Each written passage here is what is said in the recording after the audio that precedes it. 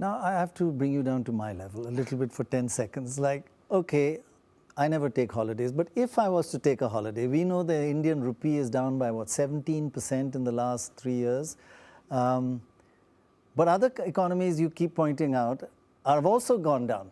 So you made a list of, for the average Indian, not for the Indian who's price insensitive, which are the countries you should visit because their exchange rate has fallen more than India's. So now look at this. Rupee is cheap versus the dollar, but many others are even cheaper versus the dollar. If you want to go on holiday, fly all the way to Argentina. Your Indians are 40% better off than earlier, 3 years ago in Argentina. Therefore, they've had a kind of 57% decline, and you take 17% of India, and you're better off going to Argentina by 40%. Brazil, 35%. Good for the Olympics. South Africa, 30%. Turkey, 20% better. Even Japan, if you want to travel, and that's a real surprise to me, that you'll be 10%, things are 10% cheaper in Japan than they were 3 years ago. But do not think you're going to get a cheap holiday. It's much more expensive to go on holiday to the Middle East, most of them. China is even 10% more expensive. Switzerland, almost 9%, nearly 10%. England, 8% higher. And even Taiwan, 6% higher.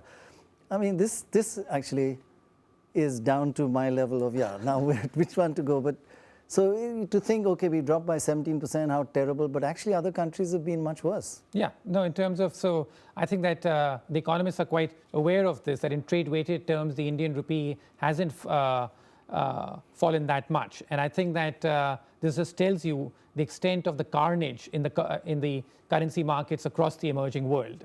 So yeah, I think this is fascinating stuff. Right. That this is a great time for outbound travel, and a lot of people are starting to plan choosing which country exactly to go to. Where to go for this summer vacation. And I think that Latin America seems where the cheap currencies are. And so those who are going to go to Brazil for the Olympics, what was it, about 35% cheaper, something like that? Yeah. So in terms of, compared to 3 years ago for Indians. Yeah, I mean for Indians. But of course, let's not forget that the Brazilian currency 5 years ago was the most expensive currency in the world. Right. So it's falling from very elevated levels. But yeah, I think that this is a great time for outbound travel, particularly to other emerging markets, because the currencies have adjusted so significantly. But Brazil is generally in a bit of trouble, right? Oh, absolutely. To put it mildly. It's the poster child of all the troubles in the emerging world today. In terms of its economy, it's contracting by 4% a year.